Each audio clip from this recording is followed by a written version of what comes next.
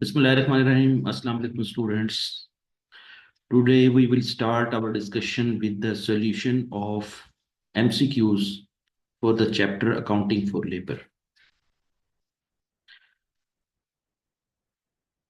चलें आज हम अकाउंटिंग फॉर लेबर के चैप्टर की MCQ सॉल्व करेंगे। और हमने इससे पहले अकाउंटिंग फॉर लेबर की जो भी कोई थ्योरेटिकल डिस्कशन है वो मुकम्मल कर ली थी और उसके अंडरस्टैंडिंग जो थी हमने हासिल कर ली थी न्यूमेरिकल के जरिए भी और थ्योरी के जरिए भी हमने हासिल कर ली थी। तो आज हम अपने आप को देखते हैं, चेक करते हैं कि हमें उसी टॉपिक के जिसकी हमने डिस्कशन पूरी कर ली है उसके numericals in shape of MCQs या theoretical questions in shape of MCQs वो कैसे सॉल्व करेंगे। तो चले स्टार्ट लेते हैं। पहला क्वेश्चन है 109 और इसमें वो कहना चाह रहा है कि the following statement relate to the labour cost.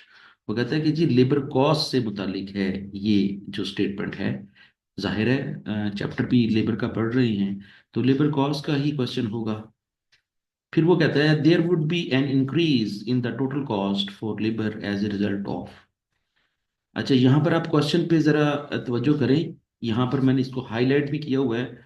ये टोटल कॉस्ट में इजाफे का बाइस पूछ रहा है कि वो कौन कौन सी वजूहात है जिनकी वजह से टोटल लेबर कॉस्ट में इजाफा होता है। अगर मैं आपको कहूँ कि टोटल लेबर कॉस्ट में इजाफा कैसे होता है तो इसकी एग्जांपल मैं आपको बाद में दूंगा। पहले हम अपनी ऑप्शंस पढ़ लेते हैं तो फिर उसके बाद इसका जवाब देते हैं। Additional labour being employed on a temporary basis. वो कहता है कि अगर कुछ मजदूर ज्यादा रख लिए जाएं या कुछ ज्यादा लेबर रख ली जाए तो उससे क्या टोटल लेबर कॉस्ट में इजाफा होता है। तो जवाब है यस। मजीद पढ़ते हैं। A department with spare capacity being made to work more hours.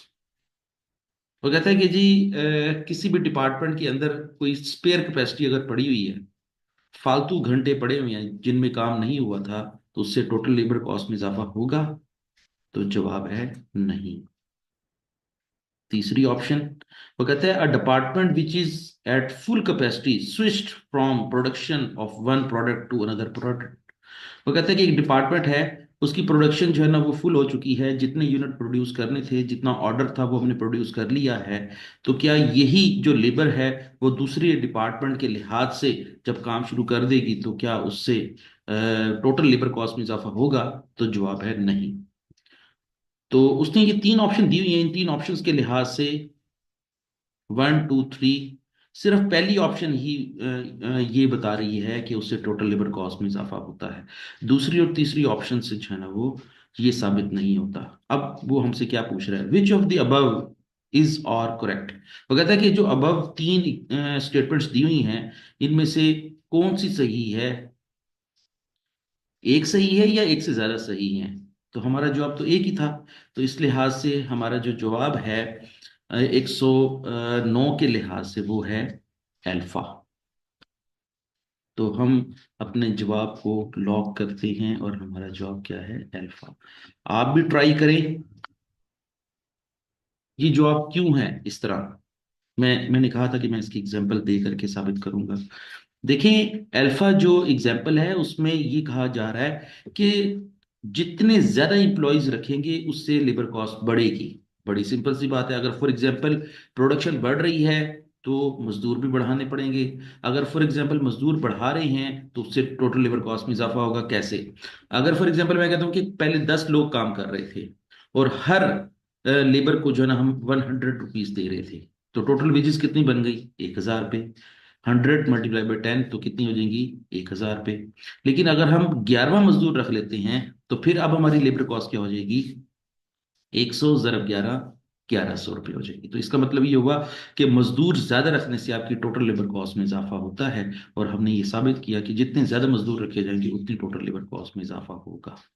जो दूसरी और तीसरी ऑप्शन है उसमें एग्जिस्टिंग कैपेसिटी के अंदर रह करके ही काम किया जा रहा है, ना मजदूर बढ़ाए जा रहे हैं, ना कोई जो है वो न्यू प्रोडक्शन की जा रही है, एग्जिस्टिंग प्रोडक्शन को ही करने के लिए एग्जिस्टिंग मुलाजमीन की जरिए ही या एग्जिस्टिंग लेबर ऑर्स के जरिए ही प्रोडक्शन की जा रही है। तो इसलिए दूसरी और तीसरी ऑप्शन गलत है, सिर्फ पहली ऑप्शन सही है। और पहली ऑप्शन किस में इंडिकेट की जा रही है? अल्फा में इंडिकेट की जा रही है। लिहाजा आपकी अल्फा जो एग्जाम्पल है या ऑप्शन है वो सही है। आगे चलते हैं। 110, 110, एमसीक्यू नंबर 110। वो कहते हैं कि a manufacturing firm is very busy and overtime is being worked। एक मैन्युफैक्चरिंग कंपनी है, वो बहुत ज़्यादा बिजी नज़र आ रही है और उनको जो है वो ज़्यादा घंटे जो है ना वो काम करवाने पड़ रहे हैं या ज़्यादा मजदूरों से काम लेना पड़ रहा है। तो उसके बदले में वो मजदूरों को क्या दे रहे हैं? ओवर टाइम दे रही हैं। ठीक हो गया। अब क्वेश्चन क्या पूछा जा रहा है? What would be the amount of overtime premium contained in direct wages normally be classed as? वो कहता है कि ओवर टाइम पेमेंट को हम किस कॉस्ट के अंदर जो है ना वो लिखते हैं? आया alpha part of prime cost? नहीं। B beta factory overhead? Yes. C for Charlie direct labour cost? No. Delta administrative overhead? No. देखिए मैंने आपको लास्ट डिस्कशन में ये सिखाया है कि डायरेक्ट लेबर कॉस्ट का मतलब ये होता है कि जो डायरेक्ट वर्कर्स वेजेस ले रहे होते हैं अपने बेसिक रेट के ऊपर, डायरेक्ट वर्कर्स जो वेजेस ले रहे होते हैं बेसिक रेट के ऊपर, उस बेसिक रेट को हम क्या कहते हैं? डायरेक्ट लेबर कॉस्ट कहते हैं। और उसी डायरेक्ट लेबर कॉस्ट को हम जब कैटेगराइज कर चुके होते हैं तो फिर इसके अलावा भी अगर कोई मजदूरों को कोई पेमेंट की जाती है किसी भी किस्म की बेसिक पेमेंट के अलावा, बेसिक वेजेस के अलावा कुछ भी पेमेंट की जाती है तो वो सारी की सारी ओवरहेड्स कहलाती हैं। और मैं ये बता चुका हूं कि उनकी एग्जांपल्स क्या हैं: over time premium, bonus, benefit contribution, contribution, idle time payment, holiday payment, etcetera etcetera. तो वो जितनी भी बेसिक वेजेस के अलावा जितनी भी पेमेंट हम करते हैं मजदूरों को, तो वो सारी की सारी क्या बन जाती है? फैक्ट्री ओवरहेड बन जाती है। तो इस लिहाज से हमारी ऑप्शन जो है वो बीटा क्लिक करती है। बीटा को हम लॉक करते हैं। ठीक हो गया। ये डिस्कशन भी हमारी हो गई, पहले भी हमने ये डिस्कशन की थी, अब हमने जो है ना मजीद इसको जो है ना वो एग्जाम्पल के जरिए साबित कर दिया। चलें जी 111 देखते हैं। 111 क्या कहना चाह रहा है? KL currently pays its direct production workers on a time basis at a rate of 6.5 per hour। वो कहता है कि KL कंपनी जो है वो अपने मजदूरों को 1 घंटे के 6 रुपये 50 पैसे अदा करती है। पर आवर जो रेट दिया हुआ है वो 6.5 पर आवर दिया हुआ है। ठीक हो गया। In an effort to improve the productivity, the company is introducing a bonus based। Company क्या कर रही है? कंपनी अपनी प्रोडक्टिविटी को इंप्रूव करने के लिए बोनस का सिस्टम इंट्रोड्यूस करवाने जा रही है। और बोनस को कैलकुलेट कैसे करेंगे उन्होंने खुद ही फार्मूला बता दिया है। हमने अपनी तरफ से फार्मूला याद करने की जरूरत नहीं है या अपनी तरफ से सोचने की जरूरत नहीं है कि किस फार्मूले के तहत जो है वो हम बोनस कैलकुलेट करें। आया वो हेल्जे के जरिए कैलकुलेट करें या रोवन के जरिए कैलकुलेट करें। तो उसने जो है ना वो खुद ही फार्मूला बनाकर दे दिया है। बेसिकली ये फार्मूला जो है वो रोवन का है, ये आप नोट डाउन कर लें।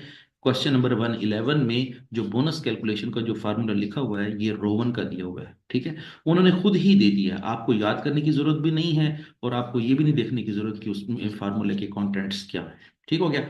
ये मैंने हाईलाइट किया हुआ है। Bonus based on the time take in divided by time allowed multiply by time saved multiply by rate per hour. इस फार्मूले के जरिए हम कैलकुलेट करेंगे the standard time allowed for a worker in the assembly department perform this particular operation once has been agreed at 37.5 minutes. ये वाली information बड़ी critical है। वो कहता है कि हमारी कंपनी जो है वो इस वक्त जो वेजेस कैलकुलेट करने जा रही है वो असेंबली डिपार्टमेंट की कैलकुलेट करने जा रही है। और असेंबली डिपार्टमेंट के लिहाज से उन्होंने बताया है कि एक टास्क को मुकम्मल करने के लिए 37.5 मिनट्स लगते हैं। मतलब 37.5 मिनट लगते हैं एक टास्क को मुकम्मल करने के लिए। ठीक हो गया। और ये बात याद रख लें कि ये जो बताया जा रहा है ना 37.5 मिनट्स, ये स्टैंडर्ड टाइम बताया जा रहा है। और स्टैंडर्ड टाइम का मतलब क्या है? Time allowed.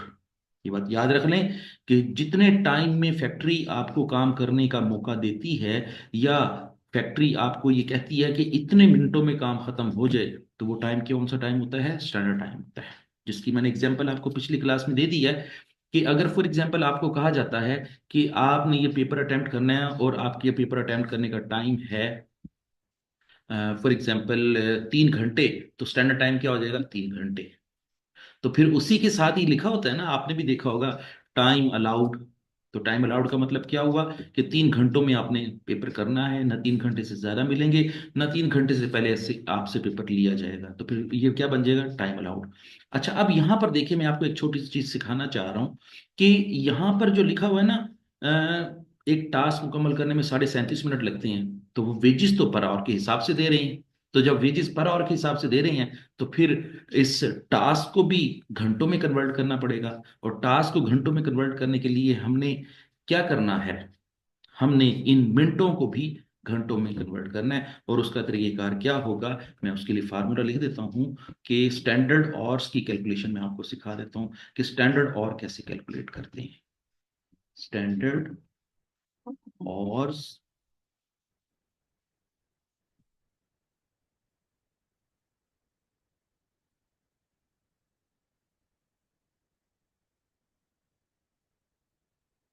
और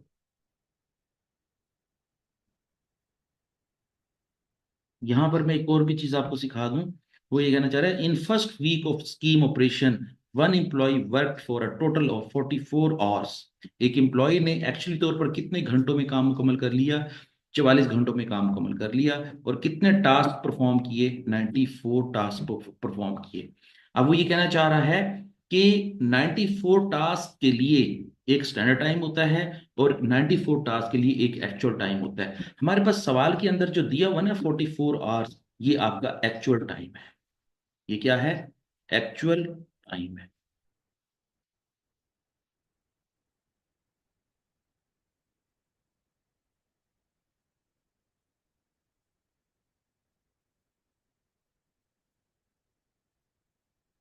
तो वो कितना टाइम है? 44 आवर्स। अब हमने ये देखना है कि फैक्ट्री की तरफ से स्टैंडर्ड और कितना है, और स्टैंडर्ड और हमने किसके लिहाज से कैलकुलेट करने हैं? 94 ऑपरेशंस के लिए करने हैं। तो उसका फार्मूला क्या होगा? टाइम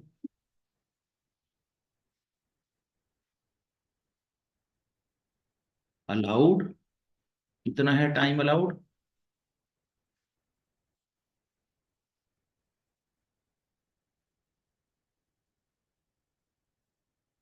डिवाइडेड बाय पर और minutes.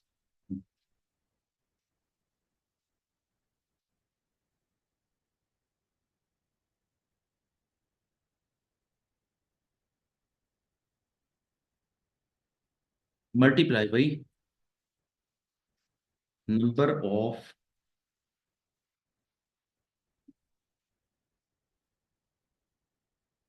Tasks. Number of tasks.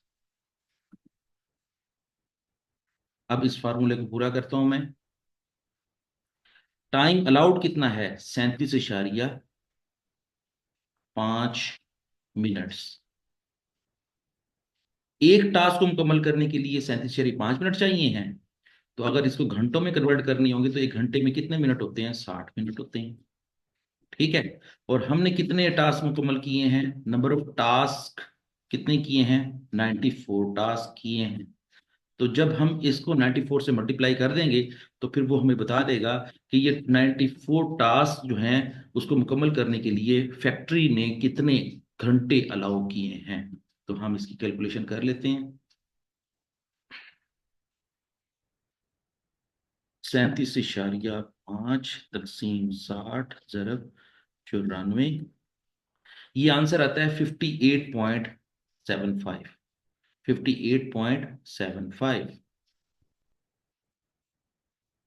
अब सुन लें, ये 58.75 का मतलब क्या है? बल्कि मैं यहां पे लिख देता हूं, 58.75 आवर्स।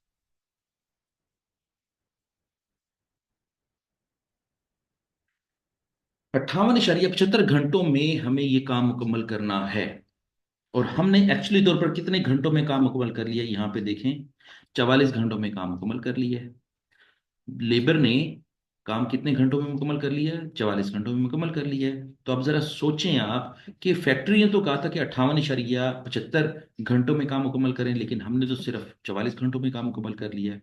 तो क्या आप ये बता सकते हैं कि मजदूरों ने या वर्कर्स ने टाइम सेव किया है या ज्यादा टाइम खर्च किया है? तो आपका जवाब बिल्कुल सही ऐसे ही होगा कि उन्होंने टाइम सेव किया है। उनको कहा गया था कि 58.75 घंटों में मुकम्मल करें, उन्होंने 44 घंटों में मुकम्मल कर लिए, उन्होंने कुछ घंटे सेव कर लिए। अब वो जो घंटे सेव कर लिए हैं उन्हीं का ही उनको बोनस मिलेगा। तो जरा पहले सबसे पहले कैलकुलेट करते हैं कि टाइम सेव कितना किया है। तो यहाँ पे मैं टाइम सेव लिख देता हूँ। टाइम सेव के लिहाज से मैं टीएस लिख रहा हूँ। TS is equal to time allowed, TA मैं लिख रहा हूँ, टाइम अलाउड के लिए टीए लिख रहा हूँ, और एक्चुअल टाइम के लिए मैं एटी लिख रहा हूँ। ठीक है। अच्छा, टोटल टाइम अलाउड कितना है? 58.75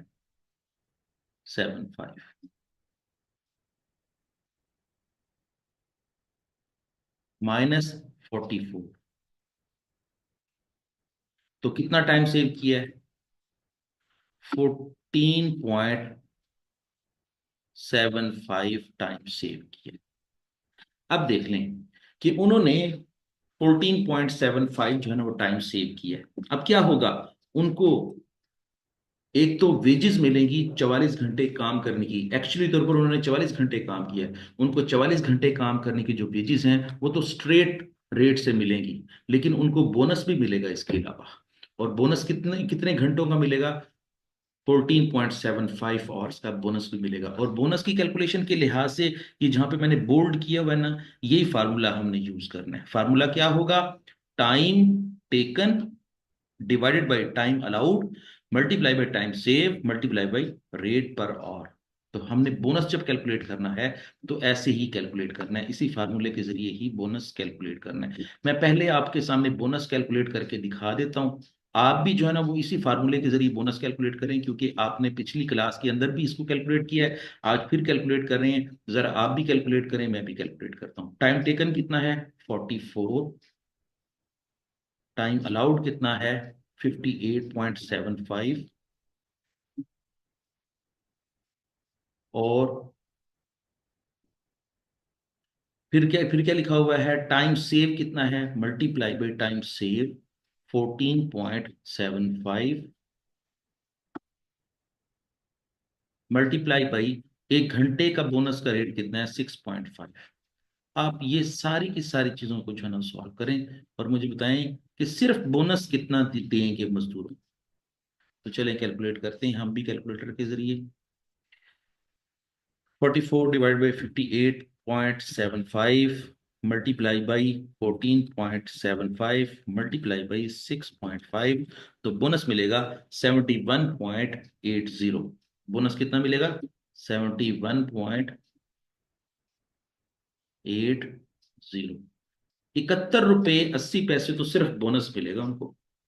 अभी तो हमने जो है ना वो उसकी सिर्फ बोनस की कैलकुलेशन की है। मजीद पढ़ते हैं कि सवाल क्या पूछ रहा है। सवाल ये पूछ रहा है, बोर्ड में लिखा हुआ है, what are the gross wages for this employee. वो कहता है कि इस मजदूर ने 44 घंटों में जो काम मुकम्मल किया है इसकी वेजेस कितनी बनती हैं। ठीक है। उसको टाइम रेट कितना देना है? 6.5 पर आवर।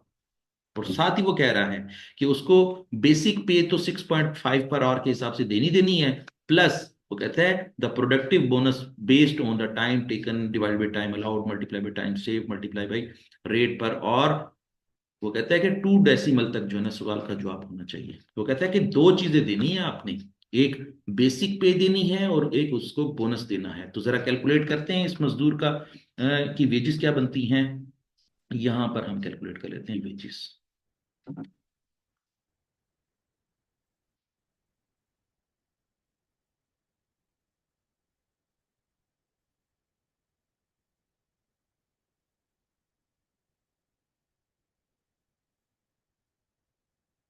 सबसे पहले तो बेसिक पे कैलकुलेट कर लेते हैं। बेसिक पे के लिए मैं आपके सामने बीपी लिख रहा हूँ, ठीक है। आप इसको जो है ना अपने तौर पर लिख लें। बीपी इज इक्वल टू 6.5 एक घंटे के हैं, ठीक है। कितने घंटे उसने काम किया है? 44 घंटे उसने काम किया है। तो ये तो उसको बेसिक पे मिल जाएगी, ठीक है। ये मैं वर्किंग इधर दिखा देता हूँ। और फिर टोटल क्या हो जाएगा?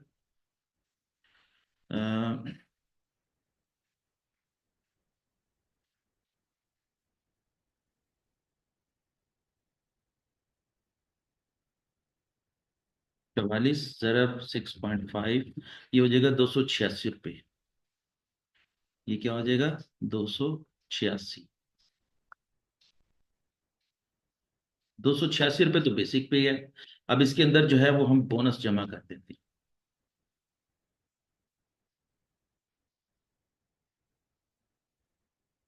और बोनस कितना कैलकुलेट किया था? 71.80। ये हमने पहले ही कैलकुलेट कर लिया। और 2 डेसिमल तक ही हमने जवाब लिया। तो ये कितना बन जाएगा?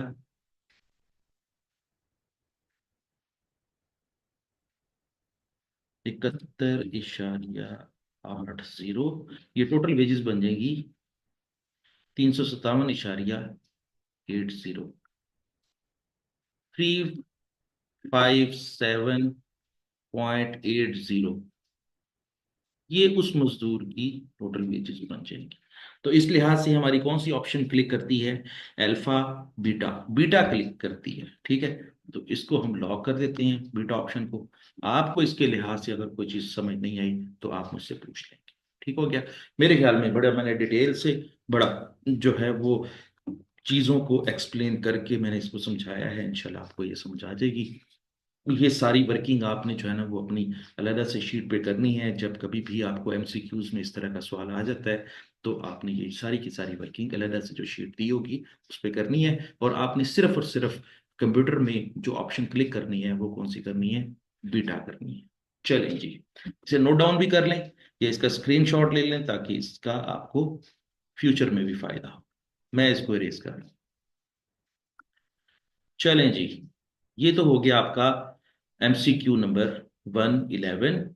अब हम मूव ऑन करते हैं और देखते हैं कि मजीद सवाल कैसे हैं। मेरे ख्याल में आपको ये सवाल करके आपको बहुत अच्छी समझ आ गई होगी, ताकि आप जो है वो अगले क्वेश्चंस को करने के लिहाज से डिटरमिंट हो जाए। ठीक हो गया।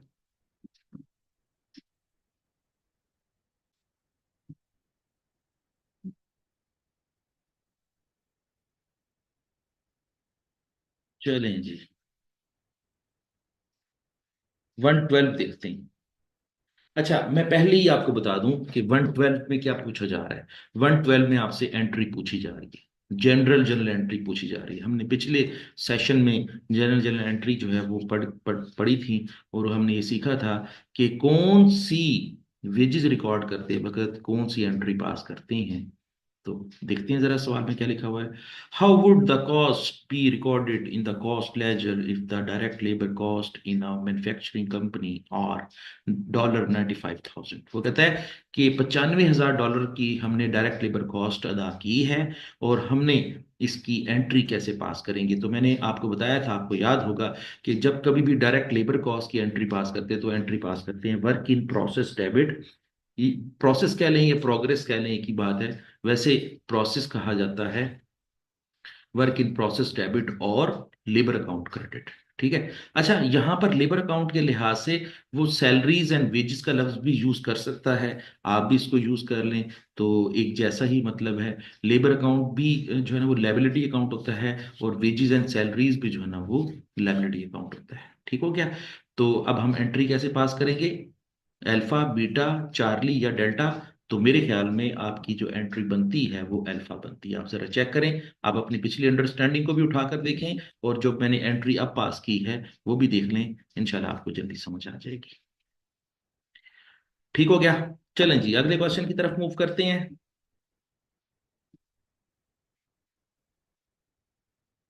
वो कहते हैं 113, how would the following labour cost be classified.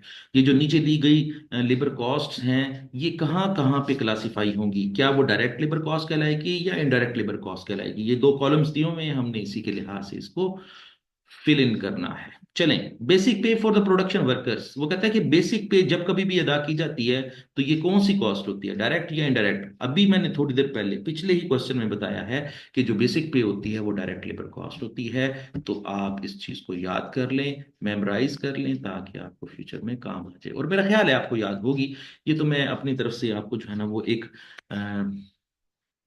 Gift के तौर पर जो है ना वो एक क्वेश्चन सॉल्व करूँ, अदरवाइज आपको आता है इंशाल्लाह। दूसरा वो कहता है सुपरविजन वेजेस। सुपरविजन वेजेस के लिहाज से मैंने आपको बताया था कि बेसिक पे के अलावा जितनी भी वेजेस होती हैं सारी इंडायरेक्ट लेबर कॉस्ट होती हैं, तो हमने इसको सुपरविजन वेजेस को भी इंडायरेक्ट लेबर कॉस्ट में ही क्लिक किया है। बोनस फॉर द सेल्समैन, मैंने ये पढ़ाया है आपको कि जो बोनस जितने भी किस्म की अदा करते हैं वो सारे के सारे इंडायरेक्ट लेबर कॉस्ट होती है। फिर लिखा हुआ है production workers over over time premium due to general pressure. वो कहता है कि कंपनी की तरफ से जनरल प्रेशर था कि आप जो है वो ज्यादा से ज्यादा प्रोडक्शन करें, ज्यादा से ज्यादा प्रोडक्शन करने की वजह से मजदूर महदूद थे। तो फिर फैक्ट्री ने क्या किया, उनकी शिफ्टें बढ़ा दी। जब शिफ्टें बढ़ाई तो उनको ज्यादा घंटे काम करना पड़ गया, लेकिन ज्यादा घंटे काम करने की वजह से उनको ओवर टाइम भी ऑफर किया गया। तो जब कभी भी ओवर टाइम ऑफर किया जाता है तो वो भी आपकी इनडायरेक्ट लेबर कॉस्ट कहलाती है। फिर उसके बाद वो कह रहा है हॉलीडे पे फॉर द प्रोडक्शन वर्कर्स, छुट्टी वाले दिन उनसे काम लिया गया।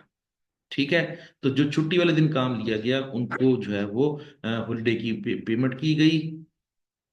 या फिर ये भी हो सकता है कि जो मजदूर परमानेंट होते हैं, अगर वो संडे को या फ्राइडे को छुट्टी करते हैं, चाहे वो छुट्टी कर भी लेते हैं फिर भी उनको वेजेस दी जाती हैं।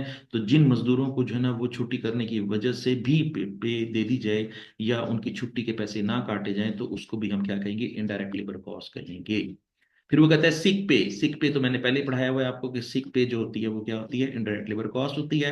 और फिर लिखा हुआ है time spend by the production workers cleaning the machinery. Machinery को क्लीन करने के लिहाज से जो भी कोई वेजेस अदा करेंगे वो भी आपकी कौन सी कहलाएंगी, इनडायरेक्ट लेबर कहलाएगी या इनडायरेक्ट वेजेस कहलाएगी। ठीक हो गया।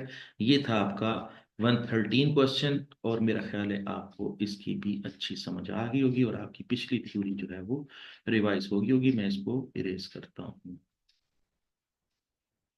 चलें जी, हम मूव करते हैं, मूव ऑन 114। 114 में क्या कहना चाह रहा है। हाँ जी, 114 में एक छोटी सी जो है ना वो आपको मैं एक चीज बताने जा रहा हूँ, एक छोटा सा कॉन्सेप्ट बताने जा रहा हूँ। चैप्टर के अंदर इस तरह की बात नहीं की गई थी, चूंकि क्वेश्चन आ गया है तो अब मुझे बतानी पड़ेगी। वो ये है कि पहले क्वेश्चन पढ़ लेते हैं, चलिए क्वेश्चन पढ़ लें फिर ज्यादा अच्छी आपको समझ आएगी। Budgeted production in a factory for the next period is 4800 units. आने वाले कुछ अरसे में फैक्ट्री को 4800 यूनिट बनाने हैं। ठीक हो गया। बजटेड का मतलब क्या है कि उनको बनाने हैं, फ्यूचर में, अभी बनाए नहीं है। Each unit requires 5 labour hours to make. एक यूनिट को बनाने के लिए 5 घंटे लग जाएंगे। ये बात याद रखें। अगर 4800 यूनिट बनाने हैं तो फिर हमें घंटे कैलकुलेट करने के लिए क्या करना पड़ेगा, 5 से जरब देनी पड़ेगी। 4800 जरब 5, तो ये टोटल घंटे आ जाएंगे जितने घंटे मजदूर काम करेंगे। ठीक हो गया। Labour is paid 10 per hour. Labour को कितना, एक घंटे का कितना दिया जाएगा, 10 रुपए। मजीद जरब दे लें, 4800 जरब 5 जरब 10, तो ये जरब 10 करने से क्या हो जाएगा, वेजेस कैलकुलेट हो जाएंगी। यहाँ तक तो बड़ा सिंपल है। लेकिन आगे बात वो जो है ना वो थोड़ी सी डिफरेंट कर रहा है। फुल स्टॉप के बाद idle time represents 20% of the total labour time. यहां पर मैं आपको एक बात बताता हूं। आपको ये बात जो है वो कभी भी कहीं किसी बुक से नहीं मिलेगी, लेकिन मैं आपको ये बताता हूँ। टोटल लेबर टाइम जो होता है ना, वो टोटल लेबर टाइम, ये नोट डाउन कर ले। टोटल लेबर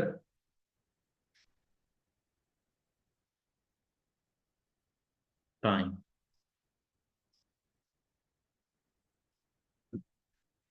वो होता है दो चीजों का मजमूआ। प्रोडक्टिव टाइम, मैं प्रोडक्टिव को PRO लिख रहा हूं, आप इसको पूरा लिख लें। प्रोडक्टिव टाइम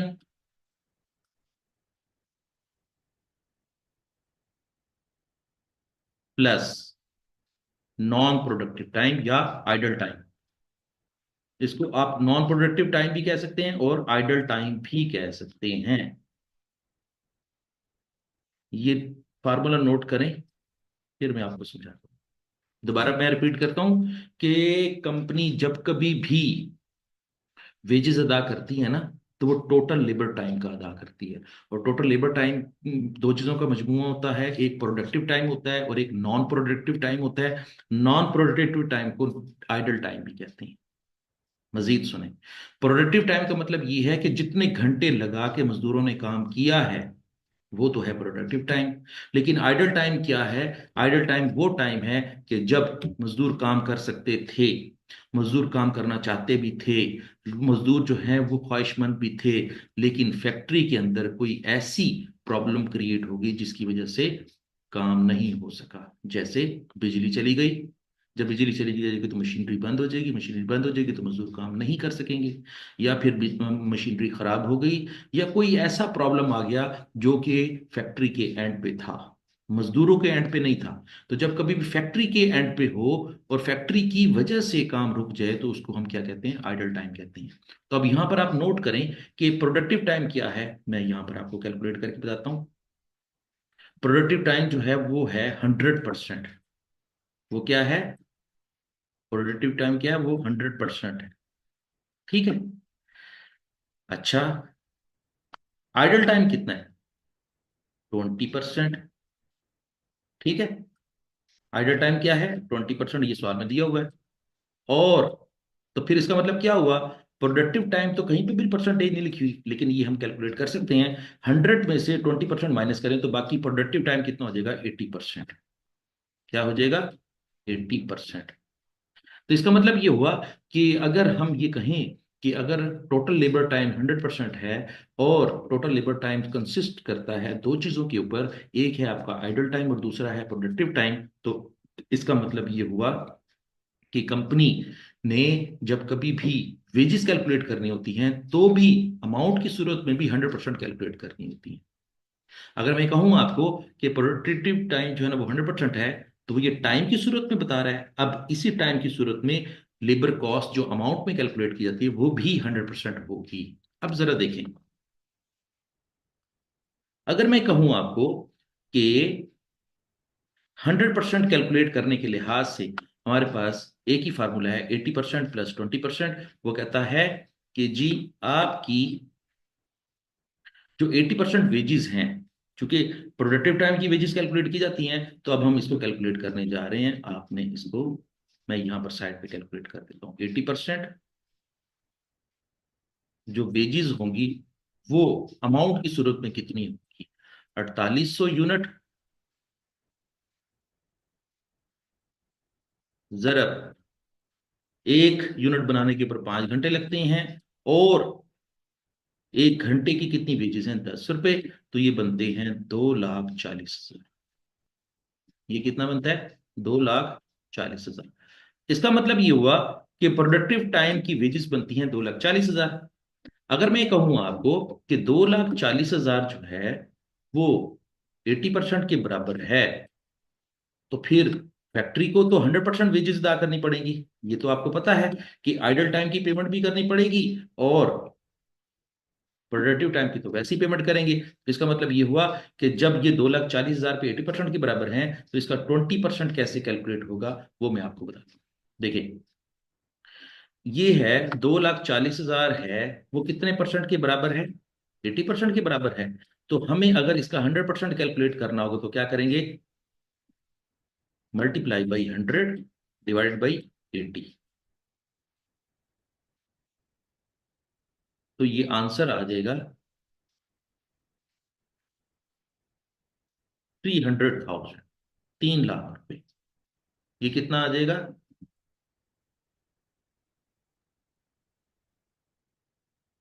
3 लाख रुपए। तो इसका मतलब ये हुआ कि 100% वेजेस कितनी बनेगी? 3 लाख रुपए। ठीक है।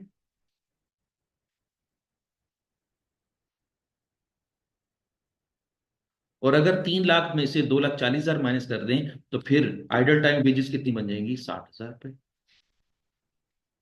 ठीक है। तो ये हमारी इक्वेशन भी इस तरह बराबर हो जाती है। ठीक हो गया। अब मैं आपको जो चीज बताना चाह रहा था वो ये था, वो पूछ रहा है आपसे कि सवाल क्या पूछ रहा है, what is the budgeted total labour cost. वो कहता है कि आपकी टोटल लेबर कॉस्ट क्या है। तो आपने बगैर किसी हिचकिचाहट के ये वाला आंसर जो है 3 लाख रुपए का आंसर यहां पर लिख देना है। आपकी टोटल लेबर कॉस्ट कितनी हो जाएगी? 3 लाख।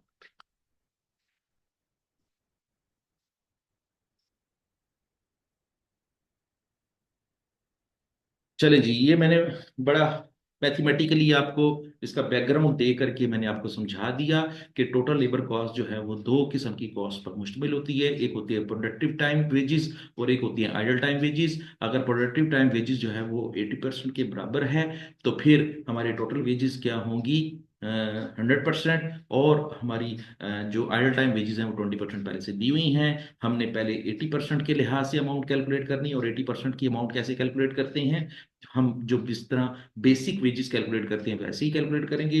फिर हम उसको उसका 100% ले लेंगे। तो जब 100% ले लेंगे तो हमारे क्वेश्चन का जवाब भी आ जाएगा। और साथ ही हमें ये पता चल जाएगा कि जो 20% आइडल टाइम वेजेस हैं सॉरी, वो 60,000 में बनती हैं। इस तरह हमारा जो है ना वो इक्वेशन बराबर हो जाएगी और हम अपने क्वेश्चन का जवाब लेने में कामयाब हो जाएंगे। चलें जी, मूव ऑन।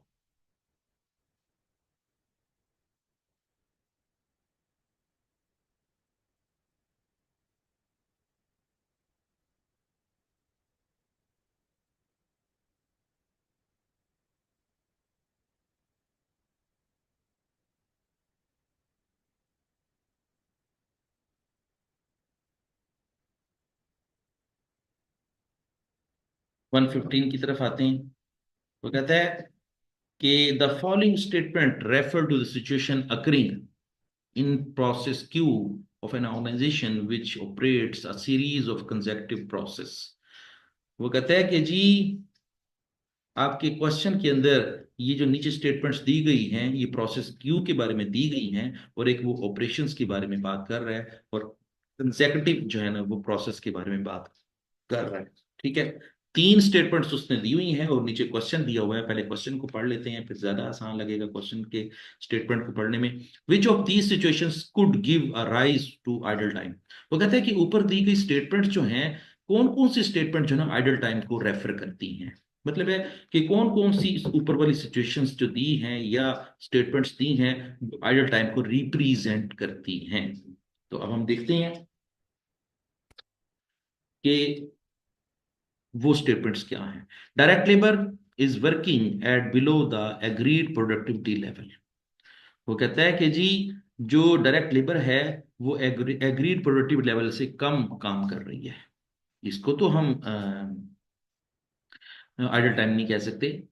आइडल टाइम की तो सिंपल डेफिनेशन ये है कि कंपनी के किसी एक्ट की वजह से मजदूर काम ना कर सके उसको कहते हैं आइडल टाइम।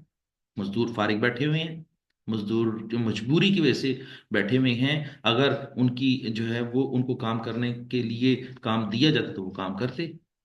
तो ये तो स्टेटमेंट लिखी हुई है कि direct labour is working at the below the agreed productivity level. Productivity level से कम जो है ना वो यूनिट प्रोड्यूस कर रही है। कम यूनिट प्रोड्यूस करने को आइडल टाइम नहीं कहते। ठीक हो गया। तो ये पहली स्टेटमेंट गलत है। दूसरी statement, a machine break down has occurred, ये वाली स्टेटमेंट बिल्कुल ठीक है। आइडल टाइम किस वजह से होता है? जब मशीन जो है ना वो काम करना रुक जाए, खराब हो जाने की वजह से, या कुछ भी खराबी आ जाए, कुछ भी फनी खराबी आ जाए तो उसकी वजह से अगर काम करना छोड़ दे। जिस तरह गाड़ी चलते चलते पेट्रोल ना होने की वजह से बंद हो जाती है, तो पेट्रोल का ना होना क्या कहलाएगा? फनी। फनी खराबी, या ऐसे समझ लें कि पेट्रोल की कमी। तो फिर इसका मतलब ये हुआ कि मशीन जो है वो खराब हो गई है, मजदूरों की वजह से नहीं खराब हुई। मशीन सही करवाना जो है ना वो फैक्ट्री का काम है, उसकी वजह से काम करना मजदूर बंद कर गए हैं। तो इसको हम क्या कहेंगे? Idle time. तीसरी स्टेटमेंट पढ़ते हैं। Direct labour is waiting for work to be completed in a previous process. वो कहता है कि लेबर जो है वो काम करने के लिए वेट कर रही है। तो इसका मतलब वेट कर रही है, तो इसका मतलब आइडल टाइम है। तो फिर जो स्टेटमेंट दूसरी और तीसरी स्टेटमेंट है ये आपका बिल्कुल करेक्ट आंसर है। इसके लिहाज से कौन सी ऑप्शन क्लिक करती है? ऑप्शन चार्ली क्लिक करती है। तो हमारा क्वेश्चन का आंसर क्या होगा? Option Charlie. जी, मुझे उम्मीद है आपको ये साथ साथ समझ आ रही होगी और आप जो है वो इसको पिछले कॉन्सेप्ट्स को रिवाइज भी कर रहे होंगे और आप इस क्वेश्चन को सॉल्व करके एंजॉय भी कर रहे होंगे।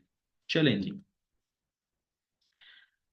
हम अगले क्वेश्चन की तरफ मूव करते हैं। Question number 116, a direct labour employ works a standard 37 hours week is paid basic rate of 15 per our. कि जी मजदूर जो है वो 37 घंटे आमतौर पर जो है वो हर हफ्ते काम करते हैं और उनको 1 घंटे के $15 मिलते हैं, ठीक है, no issue. Over time is paid at time and half. वो कहता है कि ओवर टाइम उनको 1.5 गुना मिलता है। टाइम एंड हाफ का मतलब क्या हुआ? टाइम का मतलब होता है 1 एंड हाफ का मतलब क्या हुआ कि उसका 50%। तो इसका मतलब ये है कि हम ये कह सकते हैं कि जितनी वेजेस जो हैं उनको नॉर्मल रेट के हिसाब से मिलती हैं, तो ओवर टाइम प्रीमियम जो मिलेगा उसी अमाउंट का आधा मिलेगा। तो जब हम दोनों को ऐड कर देंगे तो टाइम एंड हाफ बन जाएगा, मींस 1.5 टाइम्स बन जाएगा, ठीक हो गया। In a week when 40 hours were worked, 40 घंटे काम किया मजदूरों ने, and a bonus of 20 was paid, what was the direct labour cost. वो कहता है कि डायरेक्ट लेबर कॉस्ट क्या होगी। ये बात याद रखें कि डायरेक्ट लेबर कॉस्ट की डेफिनेशन क्या होती है कि जितने घंटे काम किया और 1 घंटे को उसके रेट के साथ मल्टीप्लाई कर दिया, तो जो आंसर आएगा वो डायरेक्ट लेबर कॉस्ट कहलाएगी। तो यहां पर उसने सवाल जो है वो डायरेक्ट लेबर कॉस्ट का पूछा हुआ है, उसने टोटल वेजेस का नहीं पूछा हुआ, ना ही उसने बोनस की कोई बात की है, ठीक है। बोनस की इंफॉर्मेशन तो उसने सवाल के अंदर दे दी है, लेकिन बोनस कैलकुलेट करने के बारे में नहीं कहा। आपने इस क्वेश्चन को जरा गौर से पढ़ना है और मुझे उम्मीद है कि आपकी रीडिंग बहुत अच्छी होगी और आप क्वेश्चंस को रीड करके फिर जवाब देंगे, ना कि जल्दबाजी में काम लेंगे। मुझे उम्मीद है कि आप जो है वो क्वेश्चंस को रीड करना अच्छी तरीके से सीख लेंगे। अगर नहीं सीखे हुए तो नहीं, तो आपका क्वेश्चन जो है ना वो आता हुआ क्वेश्चन भी सही, हल होता हुआ क्वेश्चन भी गलत हो जाएगा, ठीक है। तो यहां पर वो क्या पूछ रहा है, what was the direct labour. और डायरेक्ट लेबर की कैलकुलेशन में आपको सिखा देता हूं। डायरेक्ट लेबर की कैलकुलेशन क्या है? Direct labour is equal to number of hours work, hours worked,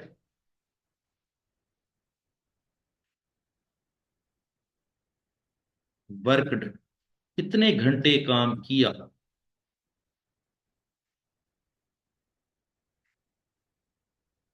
multiply by rate per hour, rate per hour. तो उन्होंने एक्चुअली 40 घंटे काम किया है इस दफा।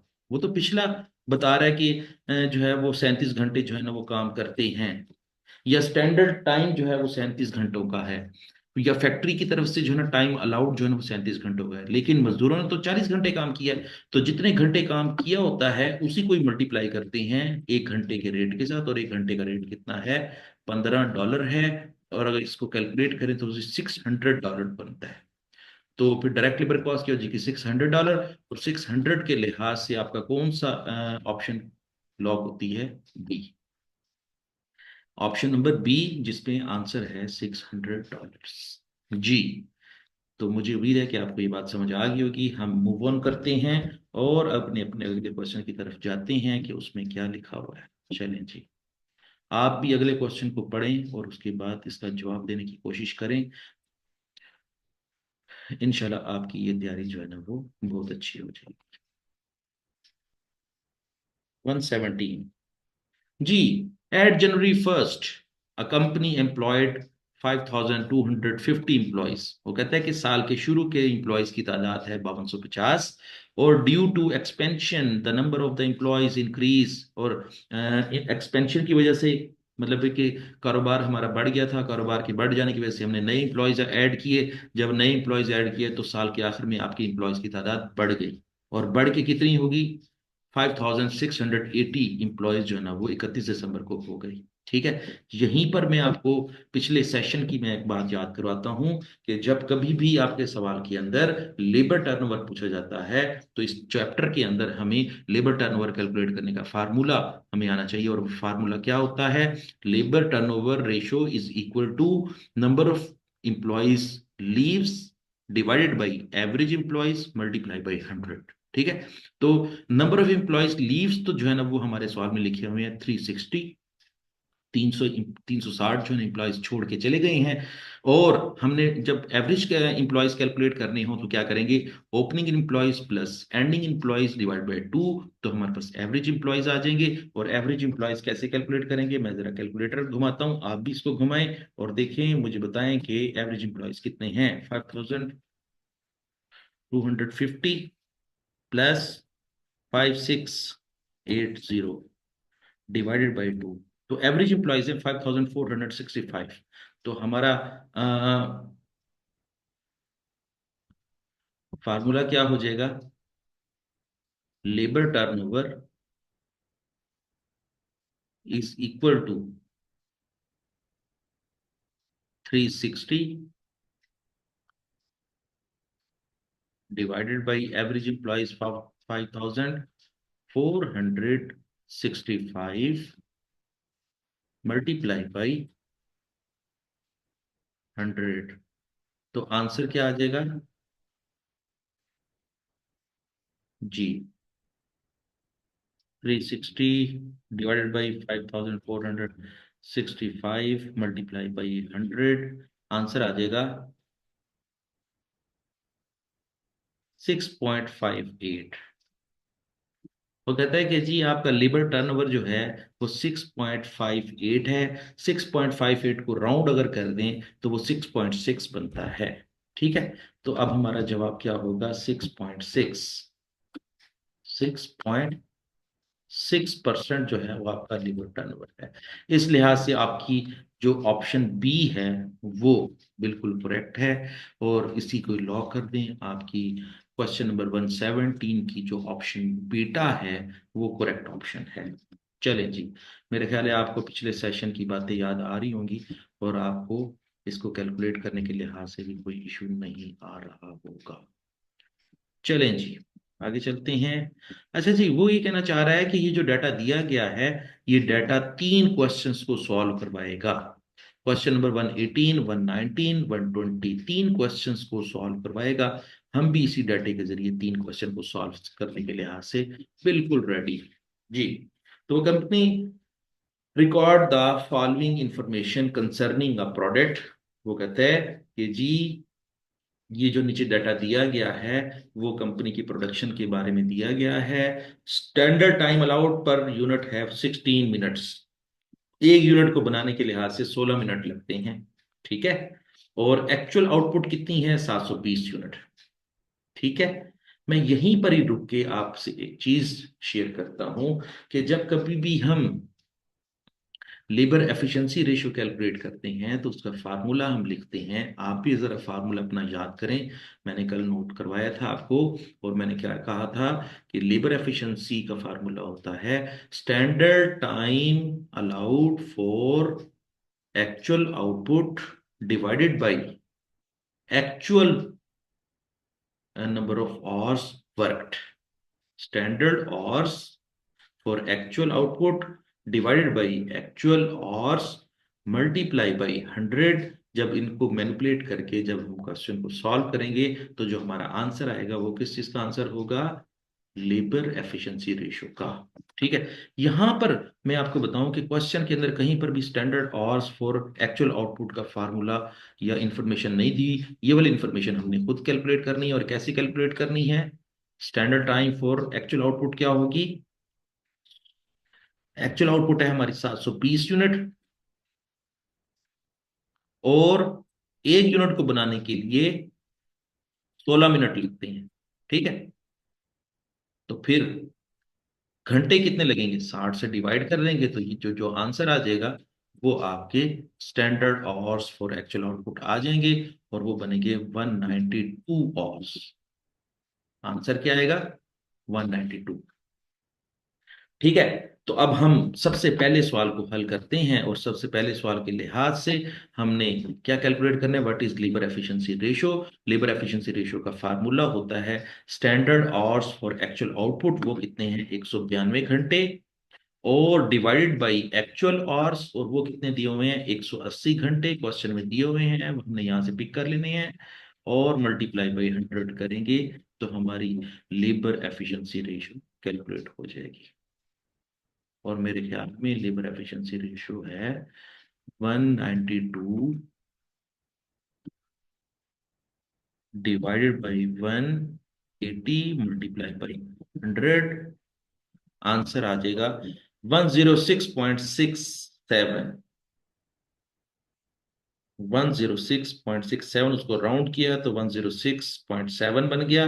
तो इसके लिहाज से आपकी जो ऑप्शन डेल्टा है वो बिल्कुल सही है। और इस तरह आपने लेबर एफिशिएंसी रेशियो कैलकुलेट की 106.7%। चलें जी, मैं यहाँ पर जो है वो मेंशन भी कर देता हूँ ताकि आप इसको देखते रहें और समझते रहें। चले, लेबर एफिशिएंसी जो है ना वो 106.7% है। इसका मतलब है कि हमारी लेबर जो है वो ज्यादा एफिशिएंट है। मजीद सुन लें कि जो काम हमने 192 घंटे में मुकम्मल करना था, मजदूरों ने वो काम 180 घंटों में काम कर लिया है उन्होंने। इसका मतलब ये है कि ज्यादा घंटों का काम थोड़े घंटों में कर लिया है। तो इसका मतलब ये है कि वर्कर्स की जो एफिशिएंसी है वो 106% है, मींस कि 100% से ज्यादा है। ठीक हो गया। अच्छा, चलें जी, अब नेक्स्ट सवाल हल करते हैं। वो कहते हैं 119 में क्या कह रहा है कि what is the labour capacity ratio. और लेबर कैपेसिटी रेशियो का फार्मूला क्या होता है? Actual hours worked divided by budgeted hours multiply by 100। तो एक्चुअल आवर्स कितने हैं? 180।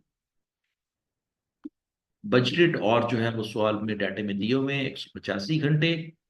और मल्टीप्लाई बाई 100 जो है वो हम फार्मूले से उठाते हैं और इसको कैलकुलेट करते हैं। तो कैलकुलेट करने से हमें पता चला कि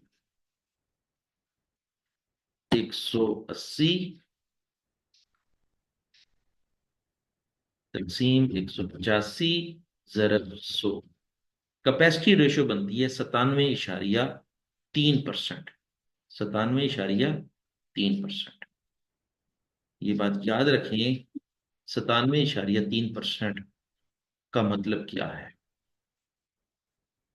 97.3% का मतलब ये है कि फैक्ट्री ने बजट रखा था 185 घंटे काम करने का, लेकिन एक्चुअली तौर पर जो है वो काम हुआ है 180 घंटे। इसका मतलब है कि कंपनी जो है वो अंडर कैपेसिटी चल रही है। कंपनी क्या चल रही है? अंडर कैपेसिटी चल रही है। कंपनी को 5 घंटे मजीद काम करने चाहिए थे ताकि वो 100% कैपेसिटी पे चल रही होती। तो 100% कैपेसिटी जो है ना वो नहीं चल रही, बल्कि 97.3% कैपेसिटी कंपनी चल रही है। ठीक हो गया। और आखिरी हमारा क्वेश्चन है इस डाटे के लिहाज से 120 what is the production volume ratio. हमने पढ़ा था कि प्रोडक्शन वॉल्यूम रेशियो का फार्मूला होता है standard hours allowed for actual output divided by budgeted hours. और स्टैंडर्ड आवर कितने हैं हमारे पास? 192।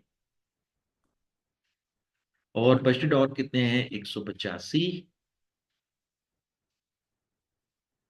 और मल्टीप्लाई बाई 100 करते हैं तो हमारी प्रोडक्शन वॉल्यूम रेशियो जो है ना वो कैलकुलेट हो जाएगी। 192 तकसीम 185 ज़रब 100। आंसर आ जाएगा 103.8%। 103.8%।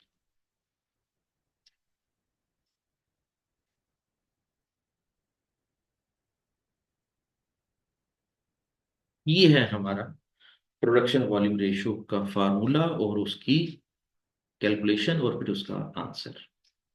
तो आप भी इसको जो है ना वो ट्राई करें। इंशाल्लाह आपका ये वाला सवाल भी अच्छे तरीके से मुकम्मल हो जाएगा। मैं इसको रेज करता हूँ और आगे चलता हूँ।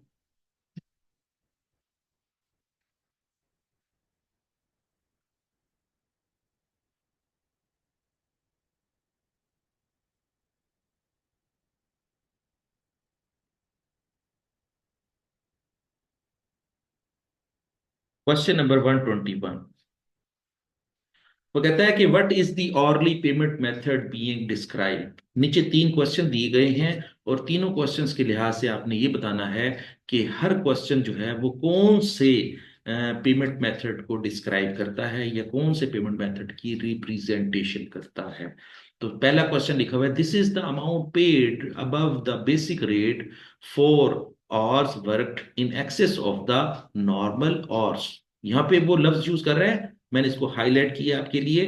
अबव द बेसिक रेट, जब कभी भी कंपनी बेसिक रेट से थोड़ा सा फालतू कोई पैसे अदा करती है तो उस फालतू पैसे को ओवर टाइम प्रीमियम कहते हैं। ये बात याद रख लें कि जब कभी भी 1 घंटे का जो रेट कंपनी ने डिसाइड किया हुआ है, अगर उस घंटे से ज्यादा पैसे देती है, जितने फालतू पैसे देती है, उसको ओवर टाइम प्रीमियम कहते हैं। फॉर एग्जाम्पल, एक कंपनी ने 1 घंटे का रेट रखा हुआ है 10 रुपये 1 घंटे का, और अगर कंपनी जो है वो 12 रुपये 1 घंटे का दे रही है, तो इसका मतलब ये है कि बेसिक रेट से कितने पैसे फालतू दे रही है, 2 रुपये फालतू दे रही है। वो जो 2 रुपये फालतू हैं वो बोनस की वजह से दे रही है, ओवर टाइम की वजह से दे रही है। इसी बोनस या ओवर टाइम को हम क्या कहेंगे, ओवर टाइम प्रीमियम कहेंगे।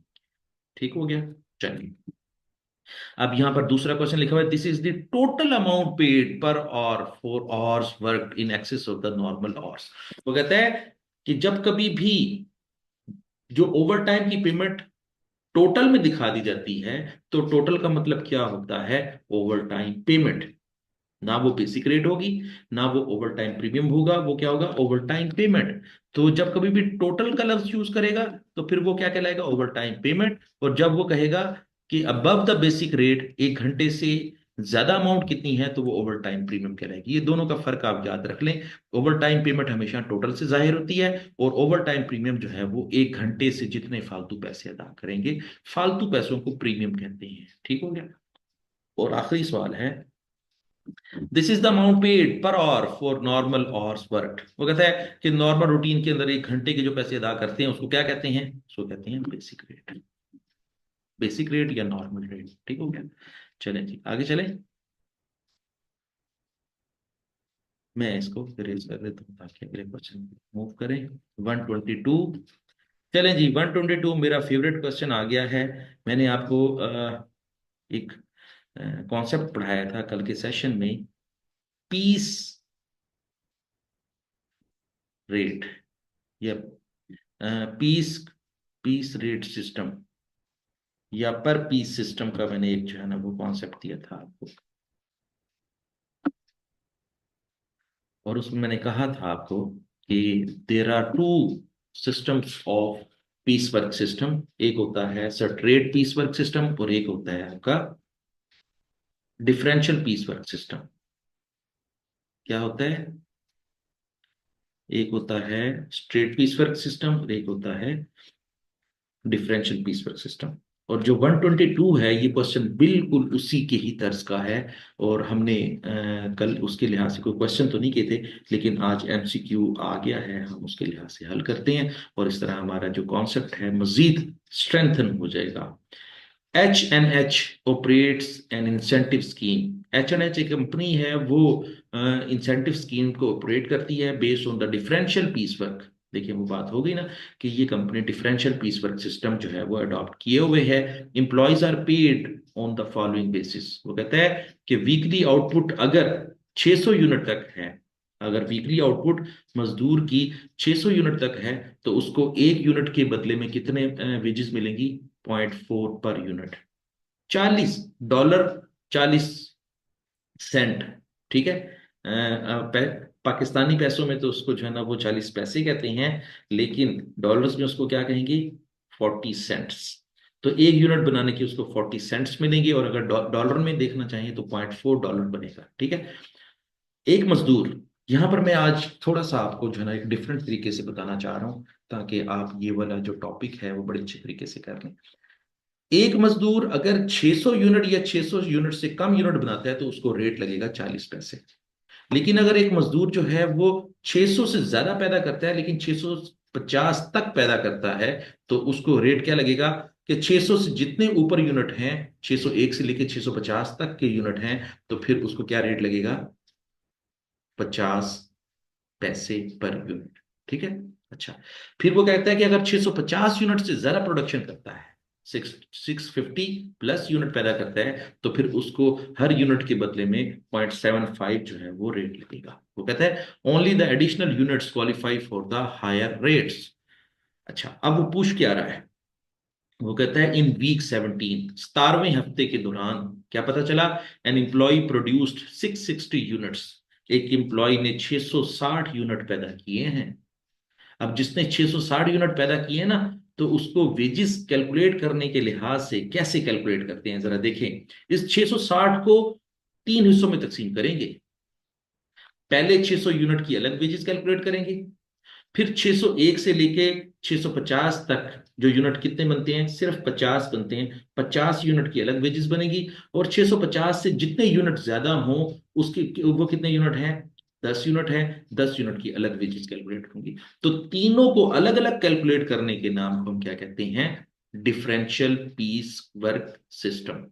Differential piece work system. चलिए मैं इसको कैलकुलेट करता हूं, आप भी मेरे साथ जो है वो ट्राई करें, और हम इसको एक अच्छा सा क्वेश्चन सॉल्व करके दिखाते हैं। 600 यूनिट जरब 0.4, तो ये बन जाएंगे $240। उसने, मैं दोबारा बताता हूं, उसने 660 यूनिट पैदा किए हैं। 660 में से पहले 600 यूनिट की उसकी वेजेस कितनी बनेगी, $240। फिर 600 की तो कैलकुलेट होगी, अब ऊपर की कितने यूनिट है, 60। 60 में से पहले 50 का रेट लगेगा 50 पैसे। तो क्या करेंगे हम, 50 जरब 0.5, तो ये कितना हो जाएगा, मेरा ख्याल है ये $25 हो जाएगा। आप भी चेक करें जरा इसको, $25। और अब देखें, दोबारा सुने, 660 में से 600 यूनिट की कैलकुलेशन कर ली है, उसके बाद 50 की भी कर ली है, अब बाकी कितने रह गए, 10 यूनिट रह गए। और 10 यूनिट कौन सी स्लैब में फॉल करते हैं, वो इस स्लैब में फॉल करते हैं। वो कहता है कि 650 से जितने ज्यादा यूनिट पैदा करेंगे उसके ऊपर क्या रेट लगेगा, 0.75 रेट लगेगा। तो उसने 650 से कितने यूनिट पैदा किए हैं, ज्यादा 10 यूनिट पैदा किए हैं, तो उन 10 यूनिट का रेट क्या लगेगा, 0.75। जब 0.75 से मल्टीप्लाई कर देंगे तो ये कितनी वेजेस बन जाएगी, 7 पॉइंट। अब देखें जरा, उसने टोटल कितने यूनिट पैदा किए हैं, 660। 660 यूनिट की वेजेस क्या बनेंगी, तो टोटल करें ना जरा इसको, 272.50।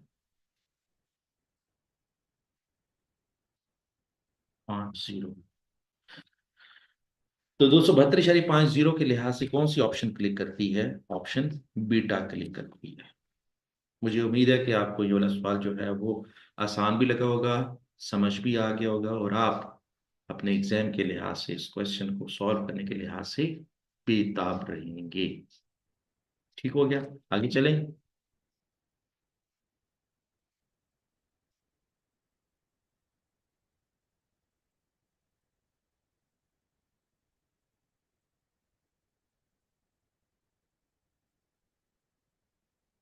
चलें जी, 123, ये तो बिल्कुल थियोरेटिकल सा सवाल है, ये तो इसका जवाब आप ही दें। पहले मैं आपके ऊपर छोड़ता हूँ, फिर मैं इस क्वेश्चन को पढ़ता हूँ और इसका जवाब देता हूँ। चले जी, which of the following method of remuneration is not an incentive based scheme. वो कहता है कि नीचे दिए गए जो चार ऑप्शंस हैं इसमें से कोई एक जो ऑप्शन है वो नॉन इंसेंटिव बेस्ड स्कीम है। मींस के इस नीचे दिए गए जवाबों में से एक जवाब ऐसा भी है जिसमें कोई इंसेंटिव नहीं मिलता मजदूर को, बाकी तीन में इंसेंटिव मिलता है, लेकिन किसी एक में इंसेंटिव नहीं मिलता। वो कौन सा मेथड है, बिल्कुल ठीक है, वो मेथड है बीटा। बीटा ये वही मेथड है ना जिसमें मजदूरों को दिहाड़ी पे रखा जाता है, उनको 8 घंटे की दिहाड़ी पे रखा जाता है, या जितने भी घंटे की दिहाड़ी पे रखा जाता है उनको स्ट्रेट पैसे दे दिए जाते हैं। उनको कहा जाता है कि जी हम 1000 रुपये आपको देंगे, हमें ये काम कर दें। तो वो कहता है कि जी मैं 8 घंटे काम करूंगा और मैं आपसे 1000 रुपये लूंगा। और वो इसका मतलब ये हुआ कि जितने भी घंटे काम करेगा मिलेंगे उसको 1000 रुपये। ठीक है, चाहे वो काम जो है वो थोड़ा सा उसको ज्यादा टाइम लगा कर करना पड़ जाए, चाहे थोड़े से कम वक्त में खत्म हो जाए, उसको मिलेंगे फिक्स पैसे। और उसको क्या कहेंगे, डे रेट कहेंगे, कि एक दिन की दिहाड़ी के पैसे, जिसमें कोई इंसेंटिव नहीं मिलता, कोई बोनस नहीं मिलता, कोई जो है वो एक्स्ट्रा जो है ना वो रेमुनरेशन नहीं मिलता, ऐसे मेथड को हम क्या कहते हैं, डे रेट कहते हैं। स्ट्रेट पीस वर्क में भी जो है ना वो किसी ना किसी तरीके से जो है ना उनको एक्स्ट्रा बोनस मिल जाता है। मैंने अभी डिफरेंशियल बोनस प्लान के बारे में बात की है, ठीक है। ग्रुप बोनस में तो मिलता है बोनस, और ओवर टाइम भी मिलता है, और डिफरेंशियल पीस वर्क में भी मिलता है। ठीक हो गया। चलें जी, आगे चलते हैं। 124, 124 में कह रहे हैं differential piece work scheme has a basic rate of 0.5 per unit. आम रूटीन में उनको एक यूनिट का 50 पैसे मिलते हैं। Output is in addition to the 500 unit is paid at a higher rate. वो कहता है कि जैसी आउटपुट जो है ना 500 से बढ़ती है, उनको हायर रेट मिलता है। The premium over and above the basic rate which applies only to the additional units over the previous threshold are. वो कहता है कि 500 से जितनी ज्यादा यूनिट पैदा करेंगे, उसके ऊपर जो है वो एडिशनल पैसे मिलेंगे। ठीक है। अच्छा, अब देखें जरा, हम उसको मजीद पढ़ते हैं। वो कहता है आउटपुट और प्रीमियम पर यूनिट। वो कहता है कि 501 से लेके 600 तक का रेट क्या होगा। सिर्फ ये प्रीमियम की बात कर रहा है, यहां पर ये लफ्ज पढ़ने हैं आपने। ये देखें, प्रीमियम पर यूनिट है। प्रीमियम का मतलब क्या होता है, फालतू पैसे। इसका मतलब है कि कितने पैसों से जो है ना वो ज्यादा 5 पैसे मिलेंगे। ठीक है, ये बात ध्यान में रखें कि 5 पैसे फालतू मिलेंगे, तो 50 पैसे तो मिलेंगे मिलेंगे। तो जब 50 पैसे मिलेंगे और 5 पैसे फालतू मिलेंगे, तो मिला के कितने हो जाएंगे, 55 पैसे बन जाएंगे। 0.5 प्लस 0.05, तो ये आंसर कितना हो जाएगा, 0.55। ठीक है। लेकिन अगर 600 से ज्यादा यूनिट पैदा करेंगे, तो फिर कितना रेट होगा, 10 पैसे ये, 50 पैसे ये, 60 पैसे हो जाएगा। ठीक है। अब जरा देखते हैं what is the total amount of wages if the output is 620। वो कहता है कि अगर 620 अगर आउटपुट है एक मजदूर की, तो कितनी वेजेस कैलकुलेट करेंगे। आप भी कैलकुलेट करें, मैं भी इसको कैलकुलेट करता हूं। आपने मेरे कैलकुलेशन को नहीं देखना, आपने अपनी कैलकुलेशन को देखना है। 500 मल्टीप्लाई बाई 0.5,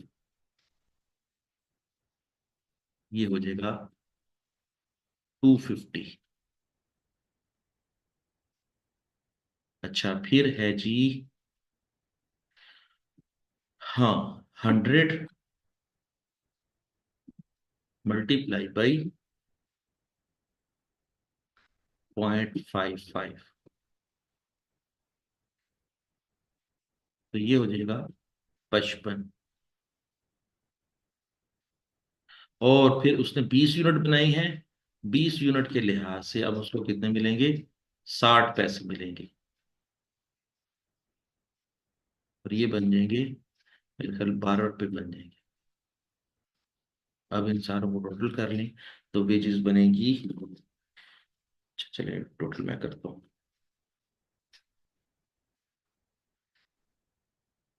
250 जमा 55 जमा 317 रुपये मिलेंगे उसको।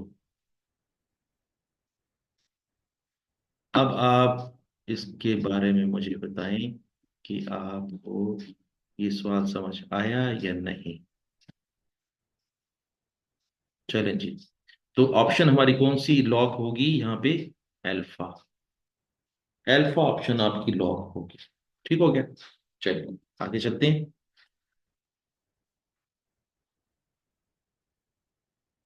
चलें जी, 125, आप क्वेश्चन पढ़ें, मैं आपके साथ साथ रीड करता हूँ और इसको हल करता हूँ। ले जी, which remuneration method is being describe. कौन सा रेमुनरेशन मेथड जो है ना वो स्टेटमेंट को डिस्क्राइब करता है। Labour is paid based solely on the production achieve. वो कहता है कि जी प्रोडक्शन अचीव करने के ऊपर जो है वो आपको ये मिलता है। ठीक है। अच्छा, तो ये कौन सा सिस्टम होगा, पीस वर्क सिस्टम होगा। ठीक है। ये तो बड़ी सिंपल सी बात है, जितने यूनिट प्रोड्यूस करोगे उतनी उतनी वेजेस मिल जाएंगी। तो जितने यूनिट प्रोड्यूस करोगे उतनी वेजेस मिल जाएंगी, तो इसको क्या कहते हैं, पीस वर्क सिस्टम कहेंगे। Simple piece work system. ठीक है।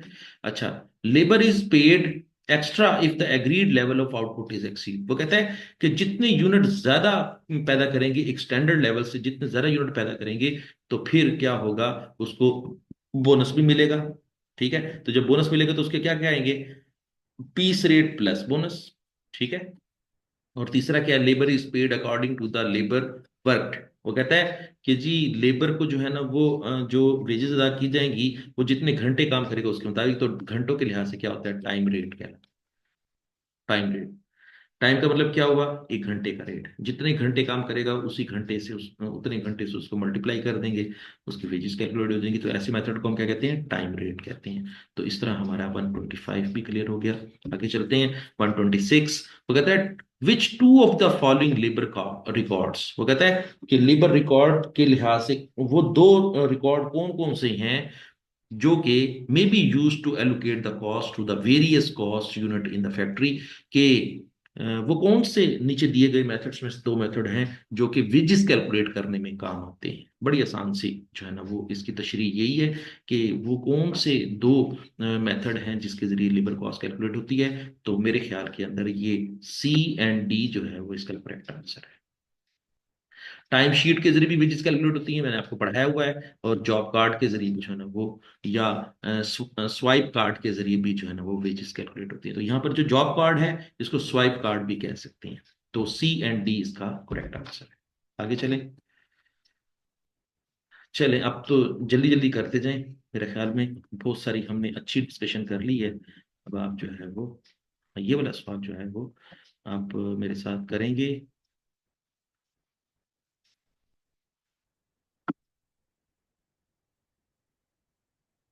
वो कहता है a business employ two grades of labour in its production department. दो किस्म के मजदूर काम करते हैं।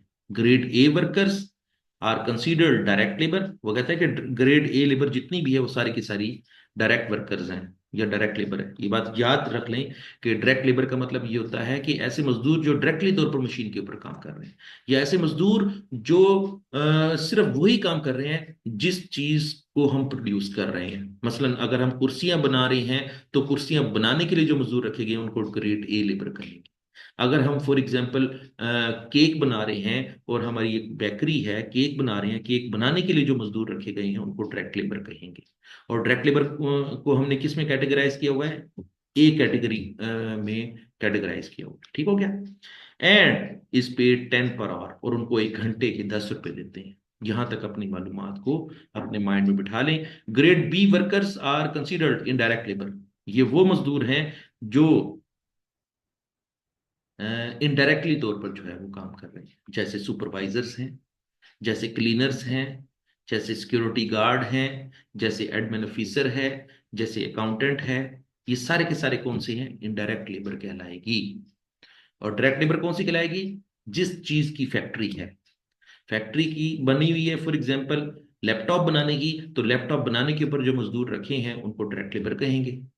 लेकिन वो मजदूर जो रखे तो हैं लेकिन वो लैपटॉप नहीं बना रहे, लेकिन फैक्ट्री की सफाई कर रहे हैं, फैक्ट्री के सिक्योरिटी गार्ड हैं, फैक्ट्री के एडमिन ऑफिसर हैं, फैक्ट्री की ह्यूमन रिसोर्स डिपार्टमेंट की मैनेजर हैं, ये सारे के सारे कौन होंगे, इनडायरेक्ट लेबर होगी। और उनको हमने कैटेगरी बी में रखा हुआ है। और उनको कितने पैसे देंगे, एक घंटे के 6 रुपए। ठीक हो गया। फिर क्या कहता है, इन वीक जस्ट एंडेड, एक हफ्ता मुकम्मल जैसे ही हुआ, grade a labour work 30 hours of overtime. Grade A workers ने 30 घंटे ओवर टाइम लगाया। ठीक है, 30 घंटे ओवर, नहीं, वो कहते हैं 10 hours on a specific customer order at a customer request. वो कहता है कि जी 30 घंटों में से 10 घंटे जो है वो स्पेसिफिक कस्टमर के रिक्वेस्ट पे लगाए, स्पेसिफिक कस्टमर की रिक्वेस्ट पे लगाए। ठीक है, और फिर वो कहता है कि अच्छा ये स्पेसिफिक कस्टमर की रिक्वेस्ट पे जो लगाए होते हैं तो इसको भी हम जो है ना वो ओवर टाइम प्रीमियम ही कंसिडर करते हैं। And 20 other hours as general overtime, और उनको जनरल ओवर टाइम जो है ना वो 20 आवर्स ये फैक्ट्री की तरफ से जो है ना वो कहा गया कि आपने एक्स्ट्रा 20 घंटे लगाने हैं। तो जब कभी भी जनरल ओवर टाइम की बात कर रहा होता है ना तो वो फैक्ट्री की तरफ से कहा जाता है, और जब कभी भी कस्टमर की रिक्वेस्ट के मुताबिक होता है तो फिर वो जाहिर है कस्टमर ऑर्डर कहा करेंगे। ठीक है, फिर वो कहता है grade B labour work 45 hours of overtime. Grade B ने 45 घंटे ओवर टाइम लगाया एज जनरल ओवर टाइम। और ये सारा फैक्ट्री की रिक्वेस्ट पे लगाया। Over time is paid at time and half, और ओवर टाइम कैसे पे किया जाएगा कि एंड टाइम एंड हाफ, ठीक है। अगर 10 रुपए 1 घंटे के दे रहे हैं तो फिर टाइम एंड हाफ का मतलब क्या हुआ, आधा 50%, और 50% कितना हो जाएगा, 5 रुपए, ठीक है। और अगर इनडायरेक्ट लेबर जो है ना वो ओवर टाइम लगाती है, तो उनका ओवर टाइम कैसे कैलकुलेट होगा कि जी 6 रुपए का 50% वो कितना हो जाएगा, 3 रुपए, ठीक है।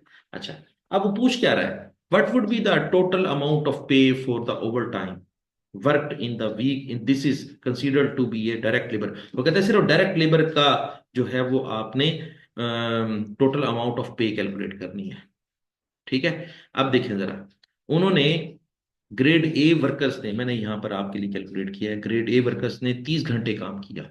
तो 30 घंटे काम किया, सिंपल 30 घंटे काम किया, उनको 10 रुपए तो सिर्फ सिंपल मिल जाएंगे, ठीक है।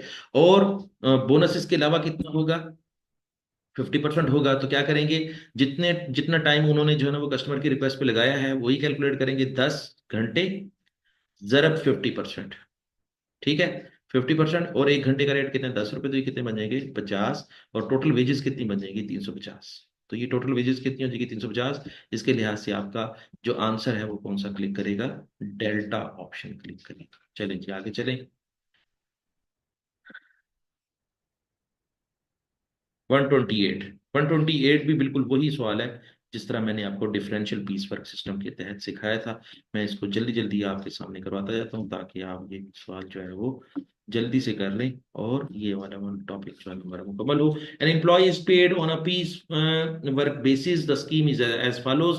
वो कहता है कि पहले 200 यूनिट बनाने के ऊपर उनको 15 पैसे मिलते हैं, 201 से लेके 500 यूनिट बनाने के ऊपर उनको 20 पैसे मिलते हैं, और अगर 500 से ज्यादा यूनिट पैदा किए हैं तो उनको 25 पैसे मिला करेंगे। लेकिन एक बात याद रखनी है, वो कहता है only the additional units qualify for the higher rate. वो कहता है कि जितने फालतू यूनिट होंगे वो हायर रेट पे क्वालिफाई करेंगे, ठीक है। अगर मिसाल के तौर पर एक मजदूर है, उसने 201 यूनिट बनाए हैं, ठीक है। तो पहले 200 यूनिट पे कितना रेट लगेगा, 15 पैसे। जो 201वां यूनिट होगा, एक जो यूनिट होगा उसके ऊपर रेट क्या लगेगा, 20 पैसे, ठीक है। तो पहले 200 के ऊपर अलग कैलकुलेशन होगी, और 201वें यूनिट पे अलग कैलकुलेशन होगी, फिर दोनों को जमा करेंगे तो उसकी वेजेस कैलकुलेट होगी, ठीक है। अब जरा देखें, वो कहता है rejected unit do not qualify for the payment. वो कहता है कि जो यूनिट रिजेक्ट हो गए उसके ऊपर हम एडिशनल जो है ना वो वेजेस नहीं देंगे। एन एम्प्लॉय प्रोड्यूस 512 यूनिट, एक एम्प्लॉय ने 512 यूनिट पैदा किए हैं और उसमें से 17 रिजेक्टेड हैं। तो असल में उसकी जो वेजेस बनेगी ना, वो कितने यूनिट पे वेजेस बनेगी, 512 -17। उसकी वेजेस 512 यूनिट पे नहीं बनेगी, बल्कि उसकी वेजेस बनेगी 495 यूनिट की वेजेस बनेगी, ये बात याद रख लें। ये कंपनी के अंदर जो है ना ये वाले सिस्टम अडॉप्ट करते हैं ताकि जो है ना मुलाजमीन जो है ना वो यूनिट्स खराब ना बनाए, यूनिट्स जो है ना वो स्टैंडर्ड के मुताबिक बनाएं, और कंपनी का नुकसान ना करें। तो फिर जितने यूनिट वो खराब बनाएंगे उतने यूनिट की उनको वेजेस नहीं मिलेगी। तो अब इसका मतलब ये हुआ कि चाहे उसने 512 यूनिट प्रोड्यूस किए हैं, लेकिन 17 यूनिट जो है ना वो क्वालिटी कंट्रोल डिपार्टमेंट ने रिजेक्ट कर दिए हैं, तो फिर क्वालिटी कंट्रोल डिपार्टमेंट जो रिपोर्ट करता है कि इतने यूनिट खराब बनाए हैं, तो उतने यूनिट की उनको सैलरी नहीं मिलती। तो अब उसको सैलरी कितने यूनिट की मिलेगी, 495 यूनिट की मिलेगी। तो अब देख लें 495 के लिहाज से पहले 200 यूनिट का क्या रेट लगेगा, मैं यहां पे कैलकुलेट करता हूं, 200 यूनिट जरब 15 पैसे, ये बन जाएगा 15 दूना 30, ये बन जाएगा, मेरा ख्याल है 30 रुपये बन जाएगा। ये होगा 200 जरब 0.15, 30 रुपये बन जाएगा, ठीक है। चले, और वो कहता है कि 201 से लेके 500 तक जो यूनिट पैदा करेंगे ना वो 20 रुपये रेट लगेगा। तो हमारे टोटल 495 में से पहले 200 के ऊपर रेट लग गया। अब अगले 201 से लेके 495 तक कितने यूनिट बनते हैं, 200, 295 यूनिट बनते हैं, ठीक है। 295 यूनिट बनते हैं, और 295 यूनिट पे क्या रेट लगेगा, 20 पैसे। तो ये कितना हो जाएगा,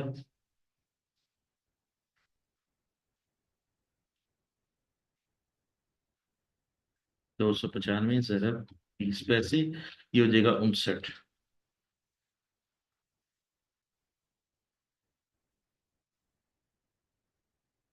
ऊपर वाला आपका 30 है। और ये टोटल वेजेस कितनी बन जाएगी, टोटल उस मजदूर की कितनी तनख्वाह बन जाएगी या वेजेस बन जाएगी, 99। 99 के लिहाज से कौन सी ऑप्शन क्लिक कर रही है, जल्दी से बताएं। डेल्टा ऑप्शन क्लिक कर, ठीक है, डेल्टा ऑप्शन। चलिए जी, आगे चलते हैं।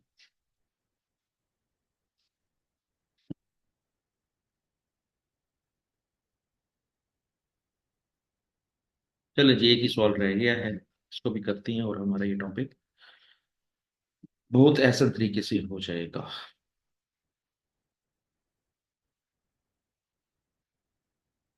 वो कहते हैं H&H employed an average 55 employees during the year। H&H company ने जो है ना वो साल में जो है ना वो 55 एम्प्लॉयज जो है वो क्या किए हैं, एवरेज एम्प्लॉयज है उसकी, ठीक है। और कितने एम्प्लॉयज छोड़ गए हैं, 8 एम्प्लॉयज छोड़ गए हैं। तो वो कहता है कि जी लेबर टर्नओवर कैलकुलेट करें, बहुत आसान सवाल, सबसे आसान सवाल।